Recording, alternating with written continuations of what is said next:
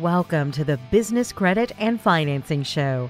Each week, we talk about the growth strategies that matter most to entrepreneurs. Listen in as we discuss the secrets to getting credit and money to start and grow your business. And enjoy as we talk with seasoned business owners, coaches, and industry leaders on a variety of topics from advertising and marketing to the nuts and bolts of running a highly successful business. And now, to introduce the host of our show, financial expert and award-winning author, Ty Crandall.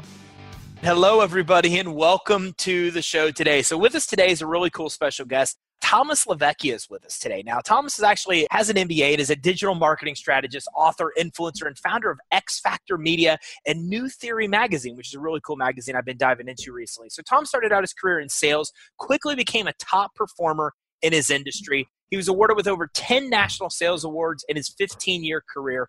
And when his outstanding corporate career was suddenly disrupted, Tom found himself jobless and not sure what to do. So he wrote a book, The X Factor Selling System, that quickly became a best-selling book, which is awesome.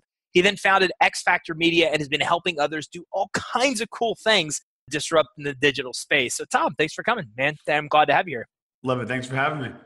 Yeah. So what got you in this thing? I mean, so you were in the corporate field and then you were in sales, right? And then it sounds like you wrote a book on a selling system and then got a digital market. Give me some background. What kind of brought you to this place? Yeah. So after kind of separated from corporate, it was abrupt. I always had a book in me, and you kind of need that teachable moment, if you will, to write that book, right? So I wrote the first book, the first edition of the X Factor Selling System, and it did well. But then I quickly realized that the book is just there to increase your ladder of credibility, to get you, higher retainers and so forth. So I wasn't really an entrepreneur at that point. I was just somebody who wrote a book post-corporate, and I was looking to see what the next step was. Initially, I wanted to be kind of the Tony Robbins of sales. I wanted to be a guru, a Grant Cardone, like a Lewis Holmes now, these kind of guys, Lewis House, rather, sorry. And I was kind of wanting to do that because I knew how to market. But then I was going to accounts, and I have connectivity. They can never tell by looking at me, but I have connectivity in the plastic surgery space. So kind of went to some of the plastic surgeons folks and said, hey, if you get one more boob job a month or one more tummy tuck, you can make 50,000 more a year.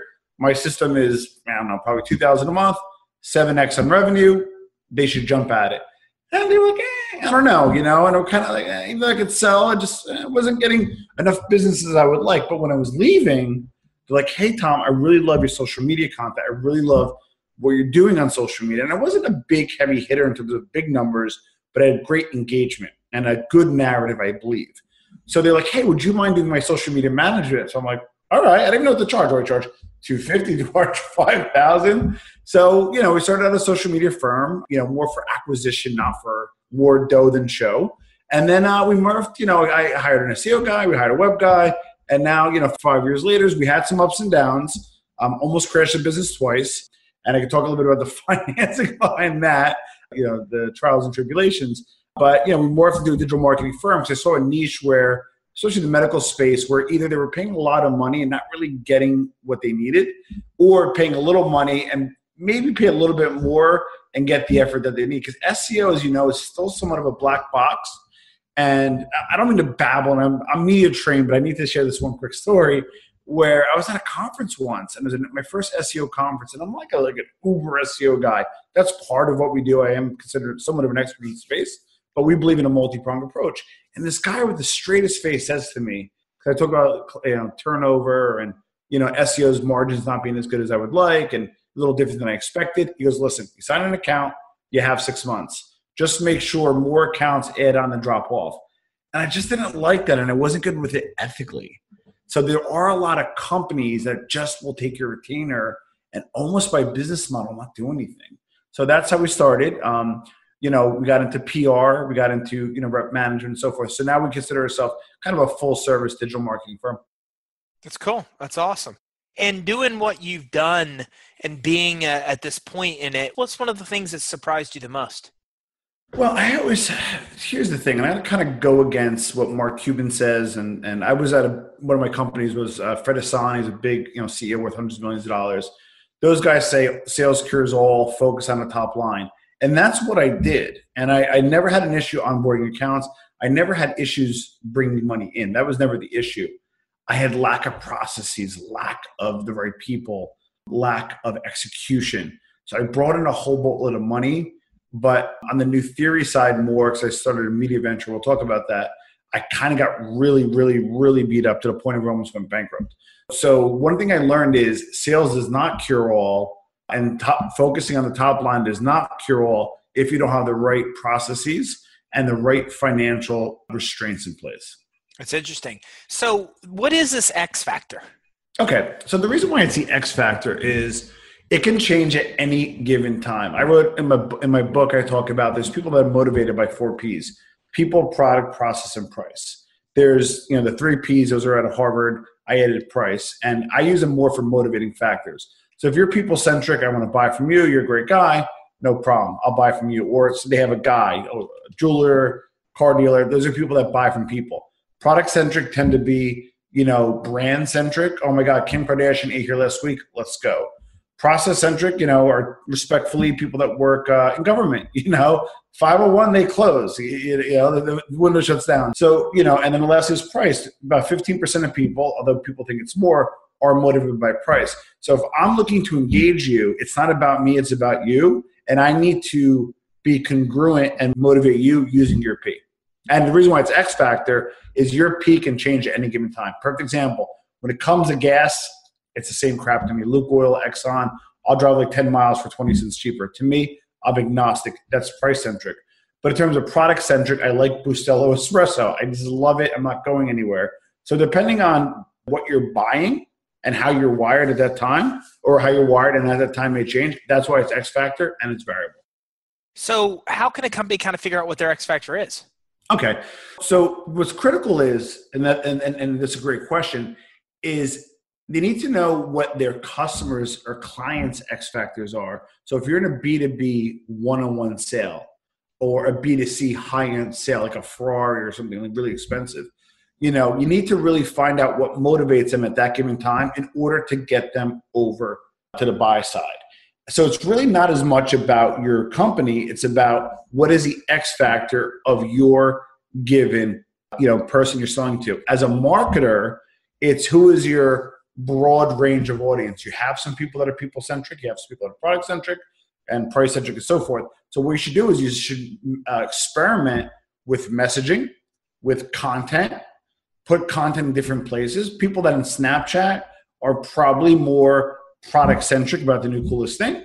And, the people on LinkedIn, frankly, are probably more process-centric and want to see how it's done. So you can cater your content based off your audience under the 4P process. It's not just a sales tool, but also a marketing device as well.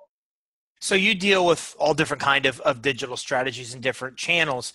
You mentioned content. I mean, how important is content to a company being effective in a good digital marketing strategy? A great question. So people say content is king?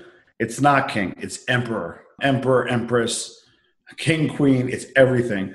So it's a really simple formula, but it's hard to execute. Right content at the right place at the right time. So if you are looking to get your narrative out, you need to build some great content. I'll give a quick plug to Gary Vee, who's on my podcast, wrote Crushing It. He talks about using your pillars. So you really need to identify where are your customers and then have that right content pushed down to the right place where your current customers are or where prospective customers are, and at the right time. Make sure it's timely, make sure it makes sense, and make sure it's relevant. By having that formula and having great content to get your narrative out, you will build your business over the long run and build a sustainable brand. A lot of people struggle to be able to have the time to develop the content. So have you found some effective ways for people to use, one piece of content for multiple purposes or across multiple channels? Yeah, that's a great question. And there's a 2-part answer. The first is, one, just make it congruent to what you're doing. So I posted on New Theory and, I said, I'm on the Business Credit Rocks show. And I wrote, it feels weird being on the other side of the mic, which it is in a way, because I'm a podcaster myself. So I basically created a piece of content that was quick and congruent to what I was doing.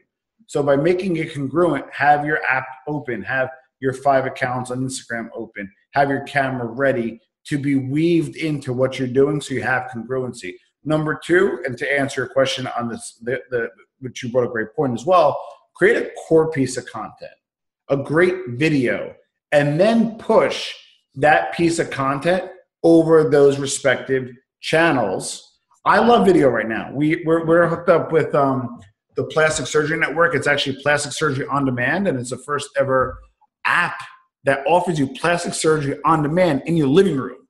It's insane, but it's a video-only platform. My point being is, if you have video, you want to put it on mediums like the Plastic Surgery Network, on Vimeo, on Instagram, and wherever there's video. Why? Because you create that one content piece, and now you can shout it out. But also don't be shy, like you're doing. Have an MP4 for YouTube and have MP3 for iTunes. Create that one piece of content, make it great, and then distribute it to the relevant channels.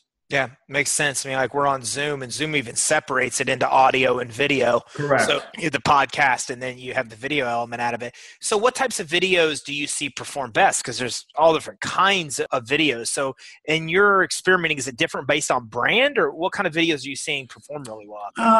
Again, you want to give more than you take. So if you are a local mortgage guy or gal, I talk about how, maybe, grab my phone and say, hey, folks, interest rates are going up a little bit. I want to talk about why.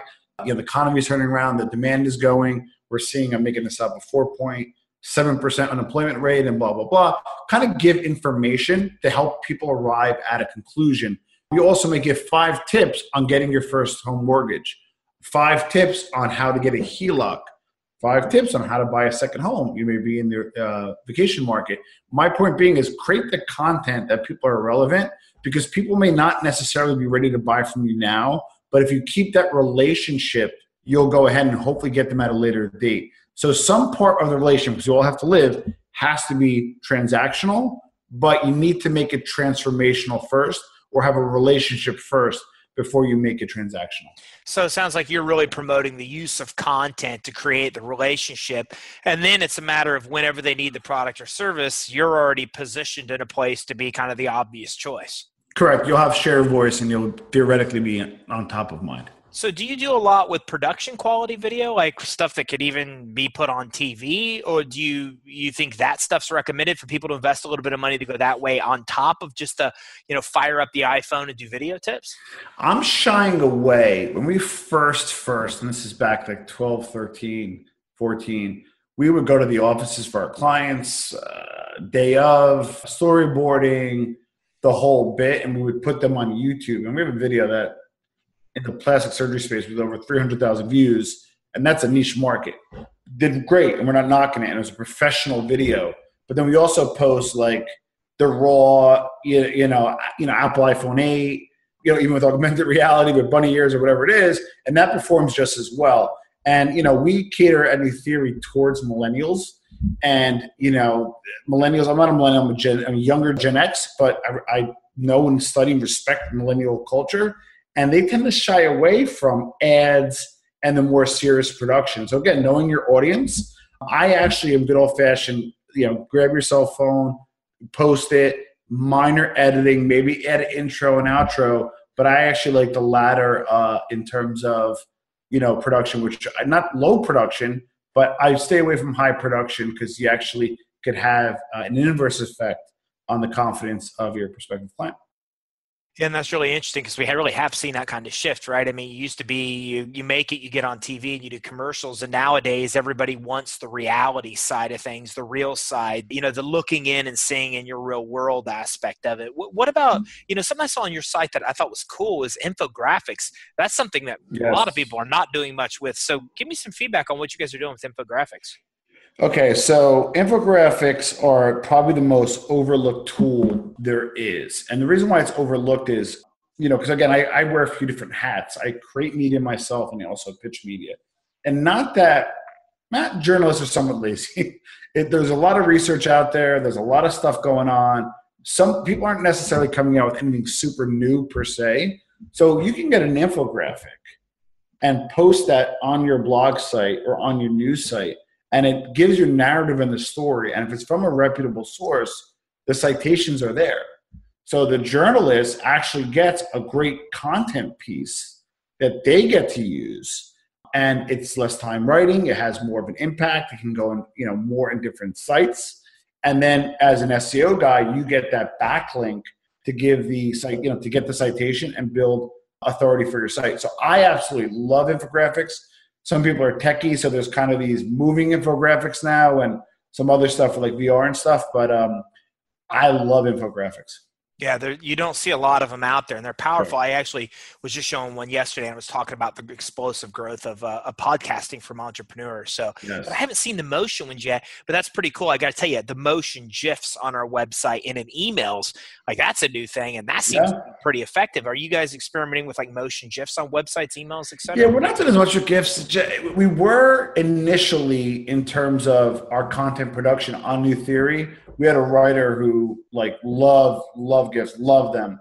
And it had a great aesthetic value, but the articles didn't necessarily perform any better or worse relative to their, comparative content pieces. So although we like them, they're great. It didn't have a profound effect either way. So unless you have like maybe unlimited resources or if you have limited resources, you got to focus in. I like rich media, but I would put that closer to the end of the cadre of offerings. What would you put at the front?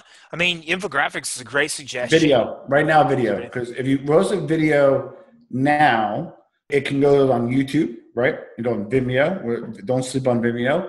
You could put it on Instagram, and it'll do better versus a still because they're pushing video. Obviously, Facebook is one of the huge, or probably if not the 2 or 3 largest video player in the world right now, and that gives you your view count. And then, believe it or not, Pinterest, where you put it as a still, but you can link back again to your core piece like a YouTube video. So right now, video is number 1 by far. I don't know if you noticed, this is kind of newer, and I've been experimenting with this, but Instagram videos are ranking not only for search, but in the video portions for Google. So now you might get a serendipitous effect by using videos in Instagram. So right now, I'm all about video. Video. A close number 2, if not tied for number 1, is audio.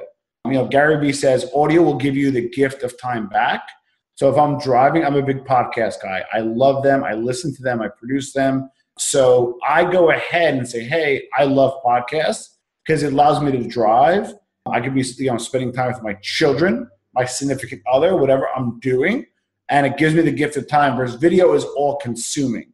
So I like video as on a micro level. And I like audio as a macro level as a close number 2. Yeah. It's funny you say that because I have little kids, 7 and 9, and nice. They just turned 7 and 9, and I'll listen to podcasts, and it's funny how much they retain. Like I was listening to something on negotiating the other day, and I literally heard my son using the tactics on my wife. I'm like, wow. So it's cool how powerful that is. Now, video, Facebook Watch, I'm kind of becoming obsessed with this new platform that they have where it looks like they're really trying to break into streaming. And it's interesting because you see Grant Cardone's 40-minute videos and then you see other ones that are 2 minutes. So have you found that, is it based on the platform? Or have you found that short video tips work better or longer video shows or both in their own right? I mean, what do you kind of find there? Well, obviously, if you're Grant Cardone, it's kind of funny. I was interviewing Jared, who is his associate, jumped on the podcast. So we had Grant on our podcast, and he's a great guy, and I respect him. So if you reach his level, you could produce as little as long as you want. But if you are where we are, where we're notable people in our space, but not necessarily uber famous, right?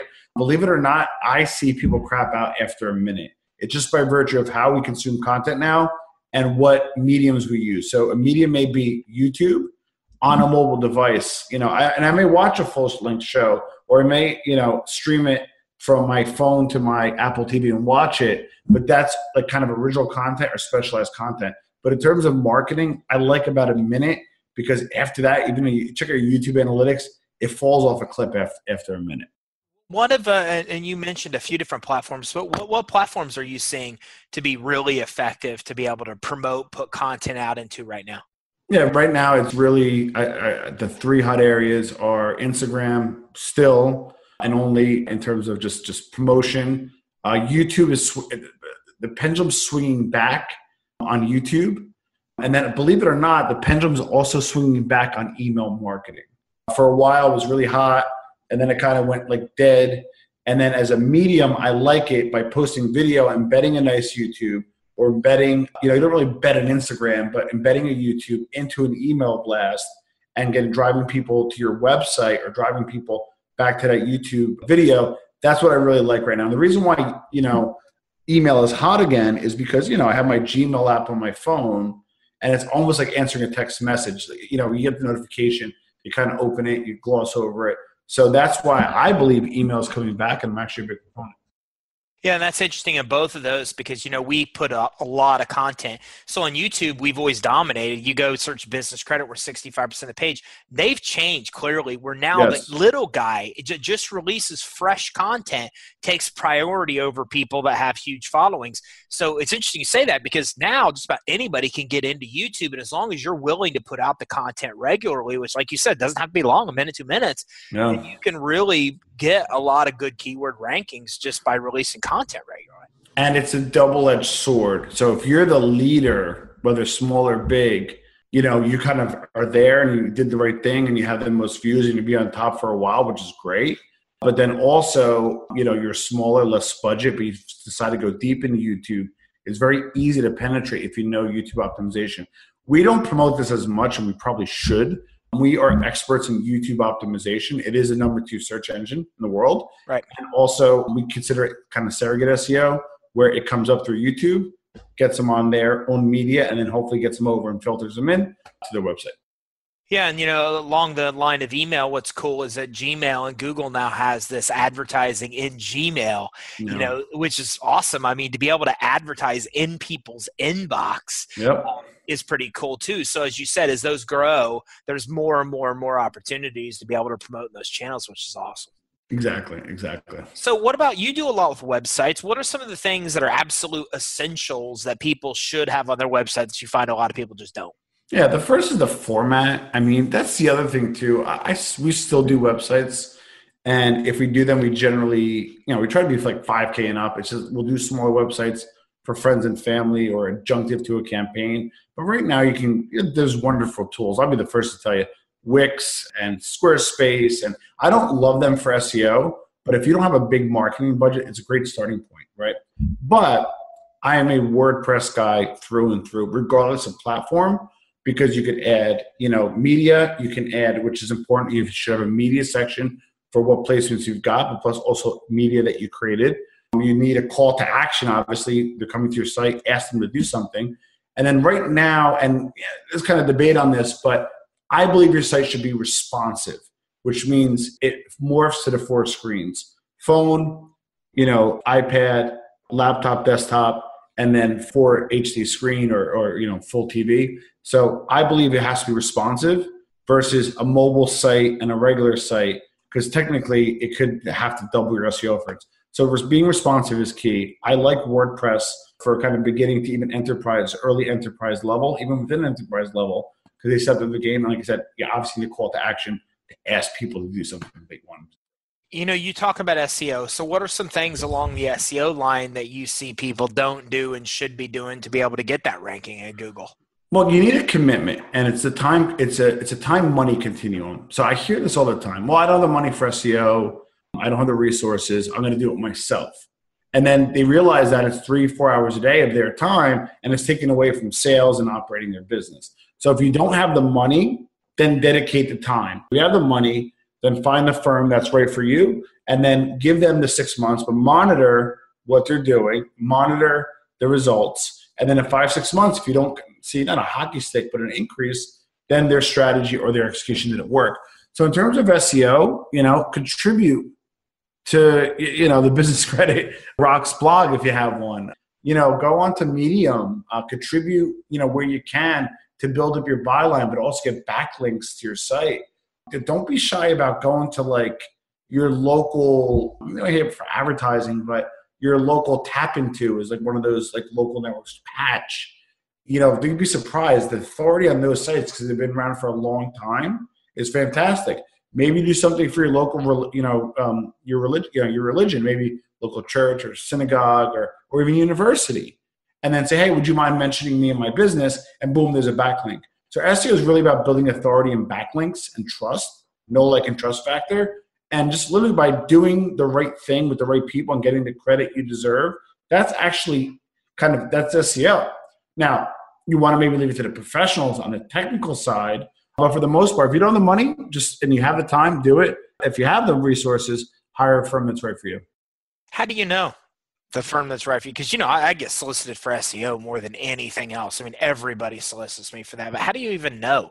Well, you ask them, one of the things, one thing I'm not afraid to do, I've given refunds. Now we change our policy and we have guarantees. But I've had to give a refund before. I've shared where we didn't win and why. So I'm willing to show you the case studies where we absolutely dominated in 10 or to 25x of business versus investment. And I'm also willing to share, hey, where we really didn't work out well, and here's why, and here's what we learned from it to not have it happen again. So I recommend, if you have a firm, ask for 3 current clients and ask for 3 previous clients. And don't be afraid to give that one client. You can tell them, hey, we just didn't see eye to eye, and this is why. And here's what I learned from it. We need an alignment document from the beginning, so blah, blah, blah. And be able to ask for about 3 current clients, 3 former clients, and don't fall into, well, let me SEO in front of you now and have stuff pull up. Because the reason why that doesn't work is because they can kind of game the system. They could be in a Gmail. They could be on a Chrome that's not incognito. So don't fall for the presentation. Number 2 is congruency. Like when you chat with somebody, do you have the same ideology? Do you how did you find them? Like if you found them on SEO, then there's a good bet they're probably decent at SEO. If you found them, from referrals, you ask that referral, hey, where did you get your business? Oh, most of my business is referrals. Well, if it's not SEO, why are you recommending this SEO guy or gal? So really kind of deep dive with some questions and really take the time, because it is a commitment. And conversely, give them a chance. Ask for reports, but give them a chance. I almost, if I have to, I'll take an SEO only scope of work. The reason why I prefer not to is because you really, if you're not going to pay me for 4 or 5 months, have 0 business coming in, and want to give me the check on the 5th and 6th month. So at least if I have some PPC dollars, some social media dollars, whatever, then I can go ahead and try to accelerate things a little bit so you start getting some adequate ROI. So have you been effective using SEO for reputation management? Yes, there's 2 things. One, we do reputation management for our premium clients as an ongoing scope, but then you get into reputation repair. That's when you got your hand caught in the cookie jar, you come out for some pretty bad things, and there's a big difference between rep management and rep repair. Rep management can be $250 a month just for that, and rep repair can go as much as $25,000 a month. So if you want, I can get a little bit about rep repair if you'd like, but my point being is once you need to repair your reputation online, it can get very costly, both out of pocket to save your reputation, or by it being there, you could lose a huge amount of opportunity cost. So talk to me a little bit more about that. I mean, what is reputation repair? When is it needed? How does that kind of thing even work? When I get a phone call about rep repair, I ask 3 questions. 1, is it bothering you? That's level 1, and it's bothering everyone. And the problem is they keep Googling their own name. They keep Googling more and more. They keep clicking on it, which makes it worse. So number 1, is it bothering you, right? Number 2, is it costing you any current business? What I mean is if you have a dossier of 10 clients and 5 all of a sudden are like, hey, I don't want to do business with you anymore, then it's probably affecting your current business. The 3rd level, which is the most critical level, is it affecting, are you mad?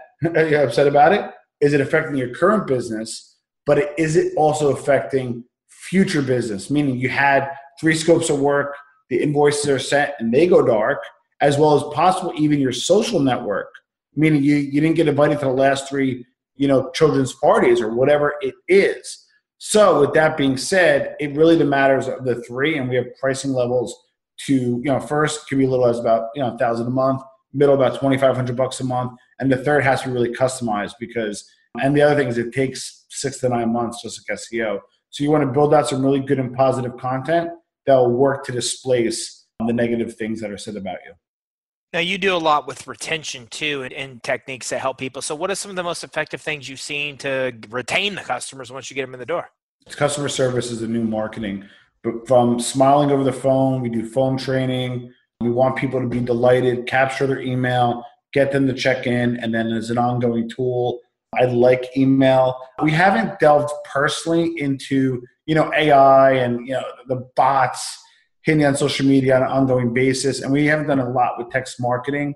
I don't know. I'm like a little old school where I want to keep the relationship, but also I don't want to be intrusive. So we really like, just making sure the customer service is on point from the second the phone rings to the second, not when they leave the office, but leave the office or store or meeting, but then become a, loyalist and then eventually become an advocate.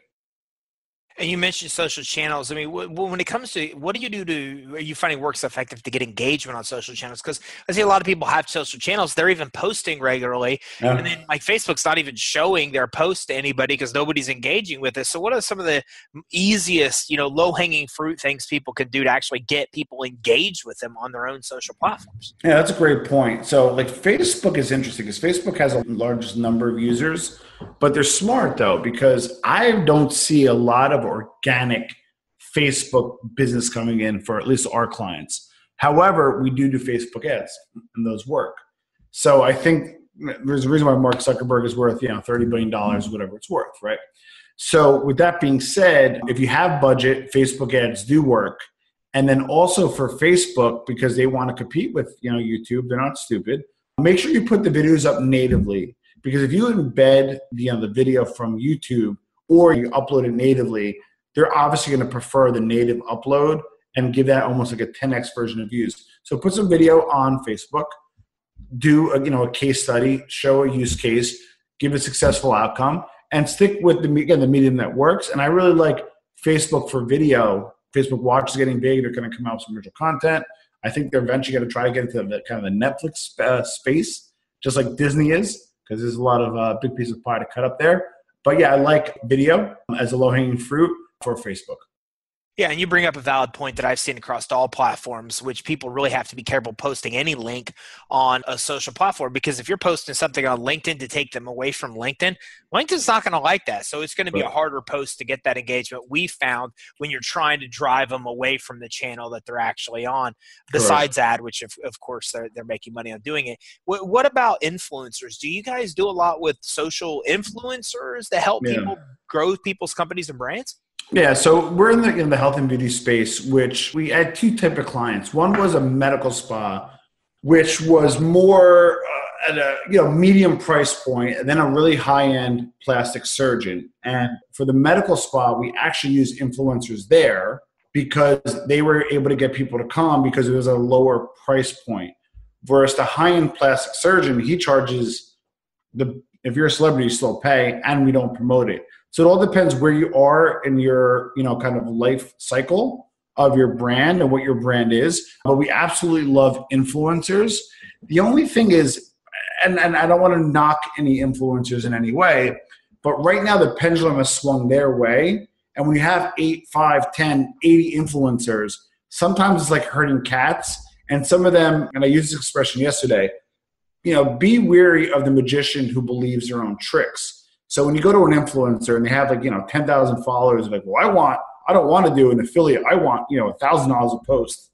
You're going to kind of run into that, and you can just move on and deal with the people that get it. Be formulaic about it, though. I like to charge $10 per CPM per 1,000.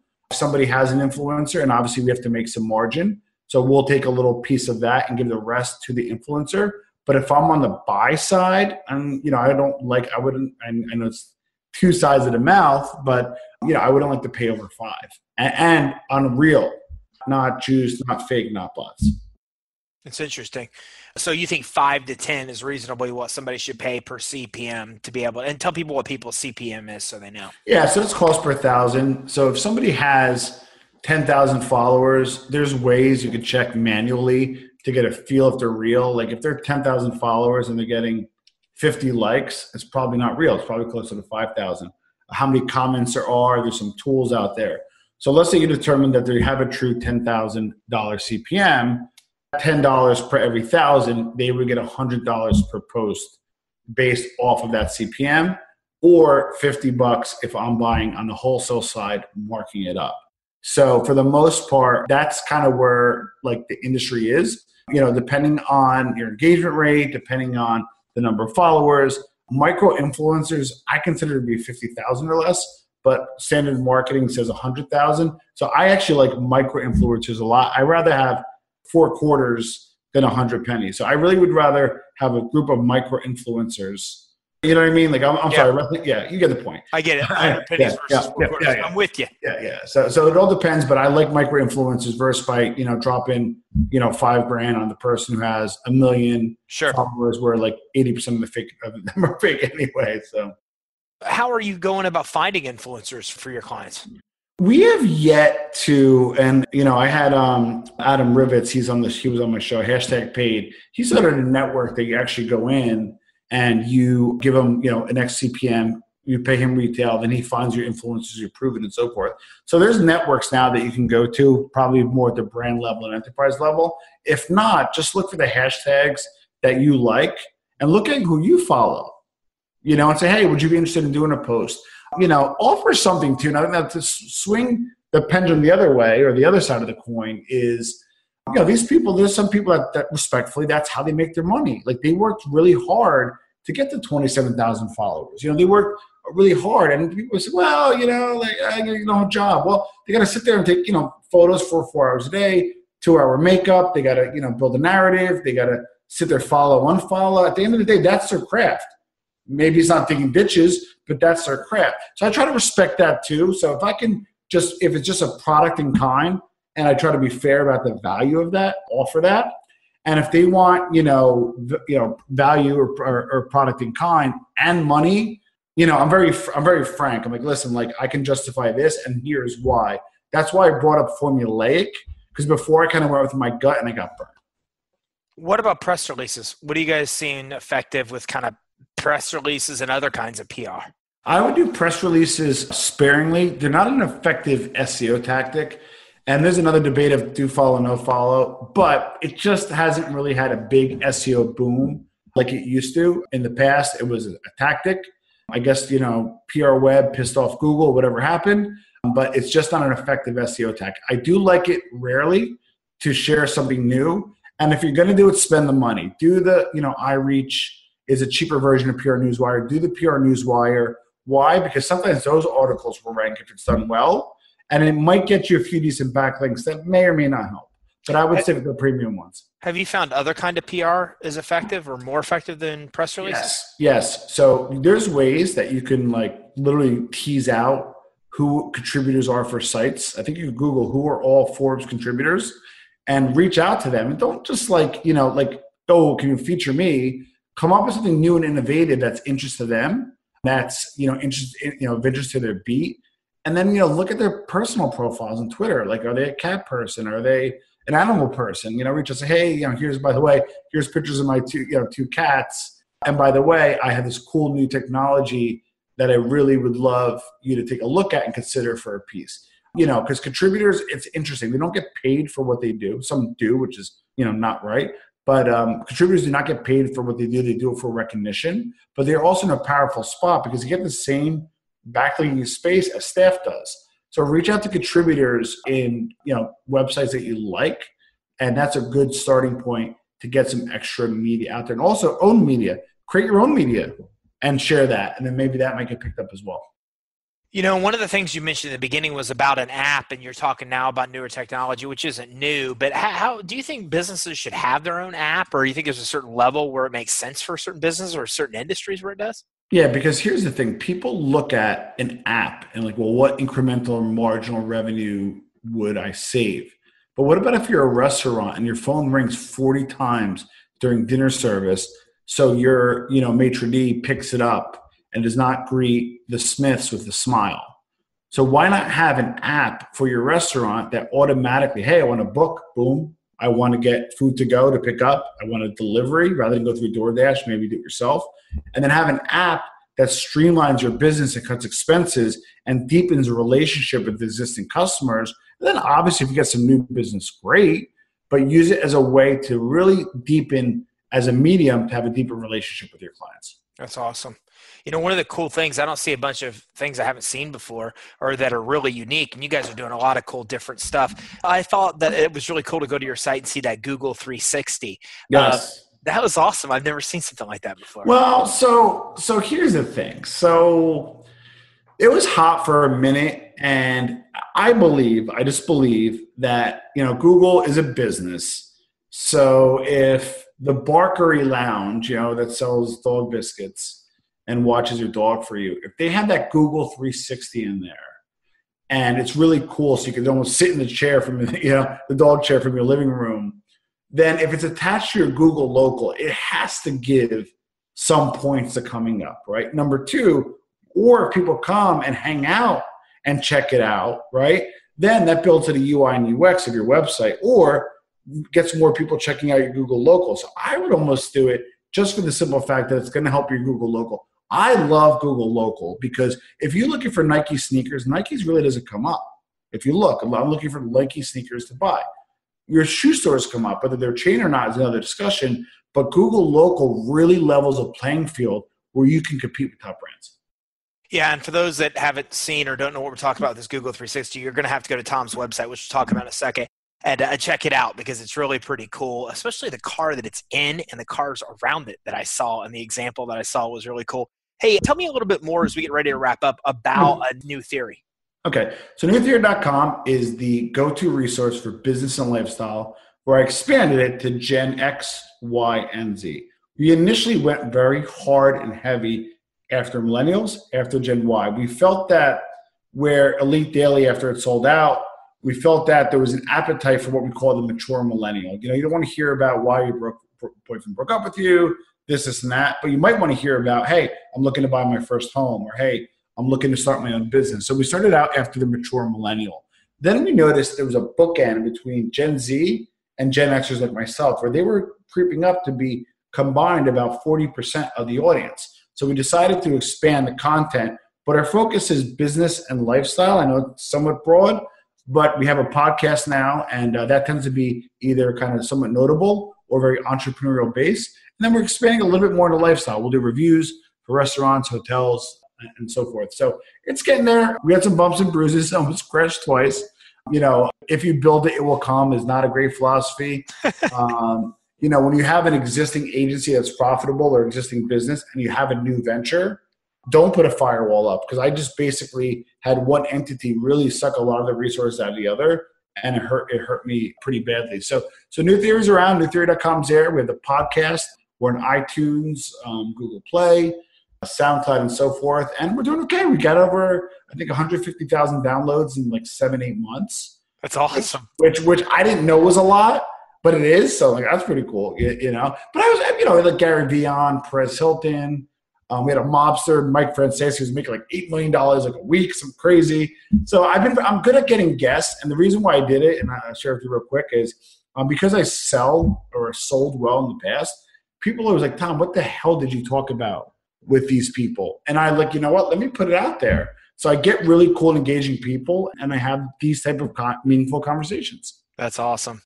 Tom, we talked about a bunch of stuff, man. You're a wealth of knowledge. What's one action item that everybody should at least leave the show and do as soon as they're done with the show today?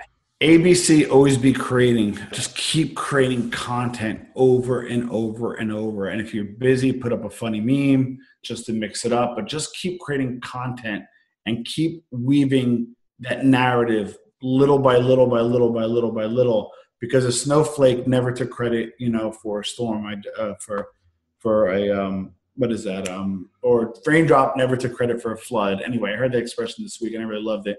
I'm a good friend, Darwin. But my point being is, it's just these little things that you do each and every day are going to give you the inertia and the base to build for the future. Where can our team go? Because I got lost in your site. There's so many cool things going on both the sites that I was on. The newtheory.com and thexfactor.com. Where should everybody go, though, to be able to get in touch with you, to be able to learn more? Well, I want to do what I say, and I want to send you to newtheory.com if you're interested, because I want you to see our content and see what we're about. If you want to reach out, you just hit the contact form. I answer any and all emails, and check out the podcast, and feel free to give some feedback and follow us. Preferably iTunes, because that's where kind of the bulk of our listenership is. Go to newtheory.com and give your opinion, good, better, ugly. We'd love to hear it. That's awesome. Tom, thanks for coming on, man. This was really powerful. I appreciate it. It's my pleasure, and I look forward to hearing it and seeing it as well. All right, so everybody that's tuning in, make sure you go to newtheory.com. We are going to put the link on the show resources page, so make sure you check it out. But warning before you do, you'll get lost. There's so much unbelievably cool stuff there that I saw that I know you'll really enjoy it. So I'm going to put there, and I'm going to put another link on the show resources page so you can check out more Tom's content. So everybody, make sure you check out newtheory.com, and I look forward to seeing you on our next show here at the Business Credit Financing Show. Bye, everybody. Thanks. Have a great day. You've been listening to the Business Credit and Financing Show with your host, Ty Crandall. Watch for our next episode to get even more insight on financing and growing your business. And don't forget to check us out online at creditsuite.com for even more business growth strategies.